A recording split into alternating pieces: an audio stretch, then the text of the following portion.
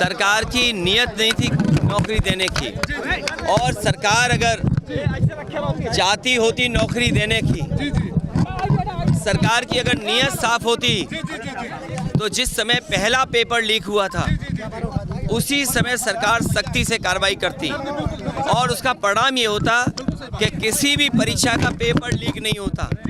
और आज केवल पुलिस भर्ती के पेपर लीक के आरोप नहीं हैं, बल्कि आरओ एआरओ की जो भर्ती हुई उसमें भी बड़े पैमाने पे छात्र नौजवान धरना दे करके बैठे हैं लोक सेवा आयोग के सामने। वो अपना पर्चा कैंसिल कराना चाहते हैं, री एग्ज़ाम कराना चाहते हैं। आप सोचिए, सरकार जो दावा कर रही थी कि परीक्षा बिल्कुल सुरक्षित होगी, ये देखिए सुरक्षा का पोल खुल गया और सरकार अपनी खुद स्वीकार कर रही है कि उनकी नाकामी की वजह से पेपर लीक हुआ है। इनकी नीयत साफ नहीं रही, जिसका परिणाम यह है कि नौजवानों के भविष्य और नौजवानों के सपनों के साथ ये सरकार खिलवाड़ कर रही है। और ये सवाल 60 लाख 50 लाख का नहीं है, इससे जुड़े हुए 2.5 करोड़ परिवार के लोग हैं जिनके साथ बीजेपी ने धोखा किया है। आने वाले समय में यही परिवार भारतीय जनता पार्टी को उखाड़ फेंकने का काम करेंगे। नहीं, उन्होंने मुझे उम्मीद है कि लोहिया जी वहाँ से चुनाव जीते थे फरक्काबाद में। लोहिया जी पहला चुनाव वहीं से जीते थे फरक्काबाद से। हमें उम्मीद है कि वो अपना ट्वीट डिलीट कर देंगे और अलायंस की मदद करेंगे। प्रधानमंत्री ने आपके और कांग्रेस के गठबंधन को छछूंदर बताया है। नहीं, देखिए प्रधानमंत्री जी को हो जाएगा गठबंधन। नहीं, प्रधानमंत्री जी को अपने 10 साल बीजेपी को खासकर अपने 10 साल के कार्यकाल में उन्होंने कितना किसानों की आय दोगुनी की है।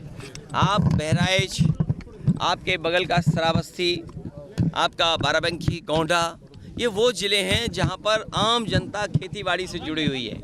क्या किसानों की आय दोगुनी हो गई? महंगाई का आलम तो ये है कि अगर हिसाब किताब लगाएंगे तो कई चीज़ों की महंगाई दुगनी हो गई। दाल की कीमत क्या थी? क्या हमारे नहीं, कोई अंदर बाहर नहीं। ये बताइए, अगर बाहर ही बोलोगे आप तो प्रधानमंत्री जी कहाँ के हैं, हम कहाँ के हैं? तो आप कहोगे बहराइच में ये इटावा वाले क्यों आ गए? अच्छा, ये एक मिनट, ये दिल्ली वाले चैनल यहाँ क्या कर रहे हैं? ये भाई एबीपी चैनल कहाँ का है? एनडीटीवी कहाँ का है? अच्छा, ये कोई बात हुई? ये कोई बात नहीं है। सुनिए, लोकसभा में ये है कि कोई भी भारत का नागरिक और कहीं भी उसका वोट बना हो वो कहीं भी चुनाव लड़ सकता है, क्योंकि लोकसभा के लिए आप चुन रहे हैं। इसलिए ये बाहरी अंदर नहीं, हाँ प्रधानी का होता है बाहर अंदर। एक बार को विधायक में हो सकता है बाहर सीट को लेकर जो 3 सवाल जो देखिए, जो जाना चाहेगा उसको कोई रोक नहीं सकता। ये लड़ाई बड़ी है और इतनी बड़ी लड़ाई है कि इस चुनाव के बाद हो सकता है जनता को वोट डालने का अधिकार भी छीन ले सरकार। सलमान खुर्शीद कह रहे हैं बटेंगे। और अपने पड़ोसी देशों को भी देख लो, आप पड़ोसी देशों को भी देख लो। चीन में कोई वोटिंग नहीं हो रही है, रशिया जैसे देश में कोई वोटिंग नहीं होती, नामात्र के लिए वोटिंग होती है। उनका लीडर अपोजिशन भी जेल में मारा गया। और भी मुल्क हैं जहाँ पर डेमोक्रेसी का क्या हाल है। ये लगातार सरकार, चाहे चुनाव आयोग हो, चाहे कोर्ट हो, चाहे और संस्थाएं, उनको प्रभावित कर रही है। हमारे मीडिया के लोगों को भी दबाव बना रही है कि अगर मीडिया के लोग सच्ची खबर चलाएंगे तो उन पे भी पाबंदी है। बड़े लोगों के लिए सीबीआई, हमारे छोटे पत्रकारों के लिए एसओ उठाने वाले, बराबर का झगड़ा है। इसलिए लड़ाई बड़ी है। हम सबसे अपील करेंगे, जो हम लोगों ने एक आवाज़ दी है कि पीडीए से सब जुड़ जाएं। मुझे उम्मीद है पीडीए की लड़ाई मजबूत होगी, पीडीए एनडीए को हराएगा। और जब हम लोग टिकट बांट रहे हैं, सीटें बांट रहे हैं, तब बीजेपी अपनी टिकट काटने की सोच रही है। सोचो, बीजेपी टिकट काटना चाहती है, हम सीटें बांट करके जनता में पहुंच चुके हैं। पेट्रोल, बड़ी चीज़ें तो भूल जाइए। आप बताइए 2014 से और आज 2024 हो गया है, नमक की कीमत क्या है? क्या नमक की कीमत दुगनी नहीं हो गई?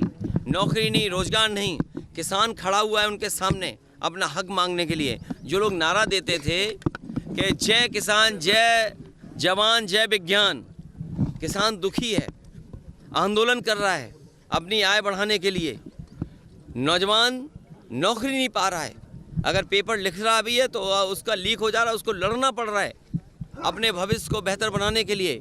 और विज्ञान की बात तो केवल इतनी है कि व्हाट्सएप से लोगों को कितना गुमराह कर दें, सोशल मीडिया से कितना गुमराह कर दें, इतना ही इनका विज्ञान है।